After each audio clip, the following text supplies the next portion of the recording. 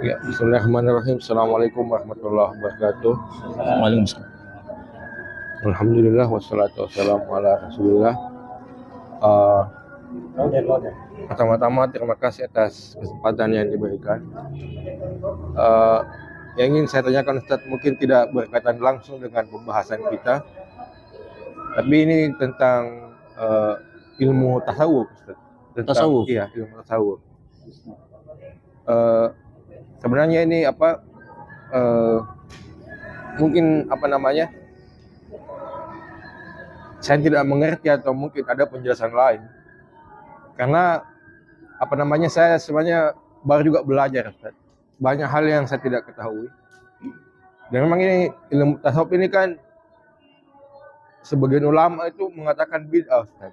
Iya. Bahkan di Arab Saudi ada teman saya cerita, dia dari Mesir mau belajar ke Saudi, itu kitab-kitab tasawufnya itu disita, Ya. Nggak bisa masuk ke Saudi. Jadi kitab-kitab tasawuf itu katanya tidak bisa masuk ke Arab Saudi. Jadi memang ini Arab Saudi katanya membedakan ini ilmu tasawuf. Nah, ini yang saya mau minta penjelasan, apakah memang seperti itu. Kemudian yang kedua, ya ini mohon maaf, ini saya singgung saja langsung pesantren di yang tempat kita belajar, Ustaz, di Temboro itu. Saya pernah melihat itu di televisi, ada bertasawuf itu pakai Ustaz, pakai kain hitam itu, dia tutup di mukanya. Iya, kayak cadar begitu, tapi bukan perempuan, laki-laki. Dia tutup di mukanya. Oh iya, nanti setelah azan. Itu ada istilahnya ya? Suluk barangkali, Ustaz. Oh iya. Suluk itu tertutup bukanya itu tertutup. Jadi itu memang bahkan itu kalau dari dari Salafi itu inilah kalangan sesat baru di ini.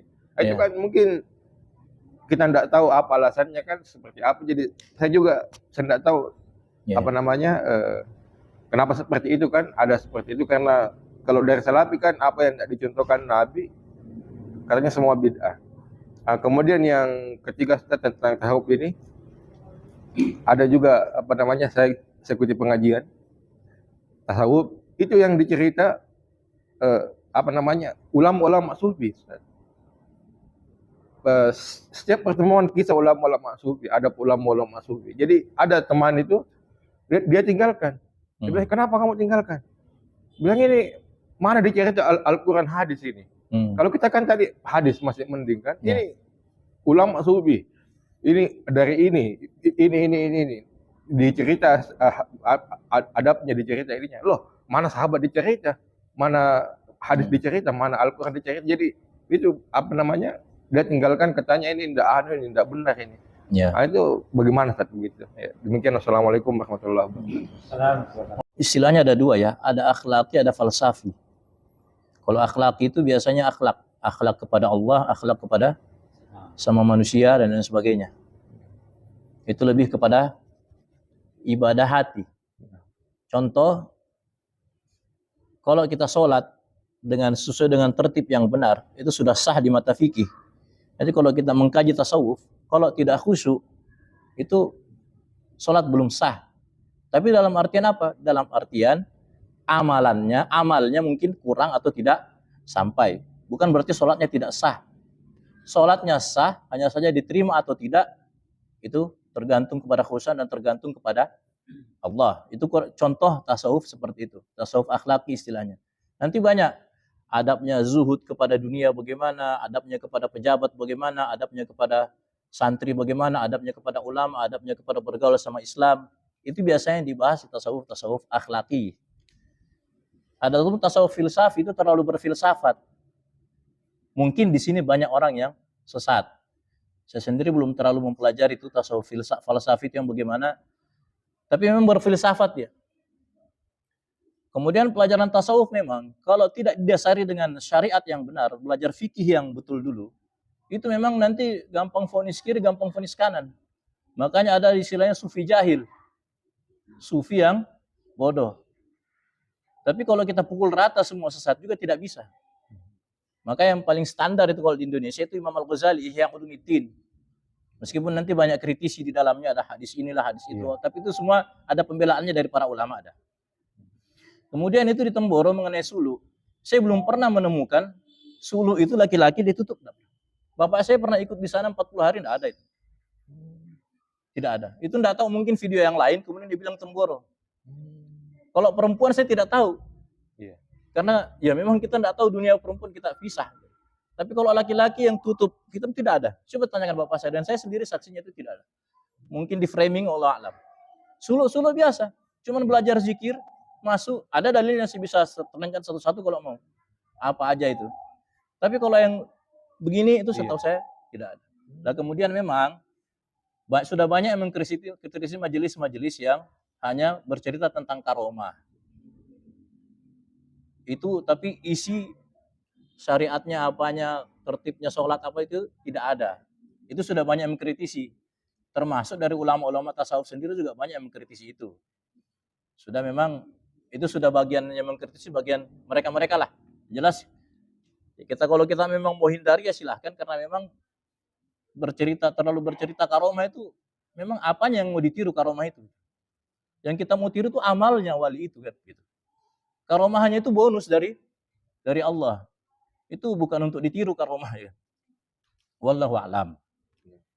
Kurang lebih seperti itu. Ada yang belum dijawab? Yang dari Arab Saudi tadi bagaimana? Ya apanya? Arab Saudi kan banyak orang berkiblat ke Arab Saudi. Arab Saudi memfatwakan katanya tahu bid'ah, buku-bukunya dilarang masuk, bagaimana itu? Ya kalau dia pukul rata mungkin ya keliru. Kalau dia pukul rata semua ya keliru. Dan memang kitabnya Imam Ghazali yang Ulumuddin sendiri itu banyak yang mengkritisi. Cuman yang memuji-muji itu kitab termasuk salah satu Ibnul Qayyim Al-Jauzi. Itu termasuk guru-gurunya sanadnya saudara-saudara kita dari Salafi itu. Tapi yang memuji kitab itu Ibnul Qayyim Al-Jauzi. Jadi kalau imamnya yang paling atas saja itu memuji, ya masa kita mau mengkritisi yang di bawah-bawah kan? Nggak etis gitu loh. Itu sudah selesai sebenarnya itu, kritis-kritis seperti itu. Sekarang tinggal fastabiqul khairat. Kita tinggal berlomba-lomba. Apa yang kita yakini sekarang ini, ya sudah kita berlomba-lomba amal. Tidak usah kita berkelahi kan begitu. Kita lebih baik kita satu soft rapat, apapun nanti fikihnya itu lebih baik daripada kita berdebat di dalam masjid mengenai perkara-perkara yang tidak perlu dilibatkan sehingga kita lupa orang-orang yang di luar masjid. Setan kan dia bikin kita bertengkar di masjid, kita lupa dengan orang-orang yang di luar masjid yang tidak ke masjid sama sekali. Hanya kunut dengan tidak kunut kita dibikin berkelahi. Tapi kita lupa. Kunut tidak kunut itu masalahnya bukan masalah di situ. Sekarang yang belum sholat ke masjid itu yang kita pikirkan, kan begitu. Ngapain kita pikirkan orang yang di masjid? Wallahu a'lam. Ada yang belum terjawab ya? Satu lagi tadi mungkin saya tambahkan sedikit. Ya. Syekh itu tadi Syekh Al-Maliki kita sebut. Itu kan pernah dianu sama raja, kalau tidak salah Raja Saudi itu, Raja Fahd atau Raja siapa itu. Itu kan dulu beliau punya majelis di Masjidil Haram. Ya. Tapi katanya di Mesir. Itu bagaimana ceritanya itu? Saya wallahu alam bagaimana ceritanya, karena itu tadi paham-paham mereka itu sudah mengakar sehingga yang tidak cocok dengan mereka itu dari Masjidil Haram yang disingkirkan. Jadi sampai sekarang sudah tidak ada lagi itu beliau di Masjidil Haram. Kalau di Masjidil Haram setahu saya sudah tidak ada. Hanya saja di Mekah itu masih ada pondoknya. Said Abbas yang meneruskan itu. Dan ada satu pondok itu masih sampai sekarang itu. Masih ada di sana. Setahu saya belum pernah ke sana, teman-teman cerita itu masih ada sampai sekarang. Ada beberapa anak-anaknya dari kiai-kiai saya, ponakan-ponakan kiai saya, ada beberapa 2 orang berangkat ke sana untuk belajar. Di Said Abbas itu. Punya Said Muhammad itu. Said Muhammad bin Said Alawi. Dan Said Muhammad itu kan pernah satu ketika Raja Saudi datang, diundang, orang semua berdiri, dia tidak. Dimarahi, kurang ajar.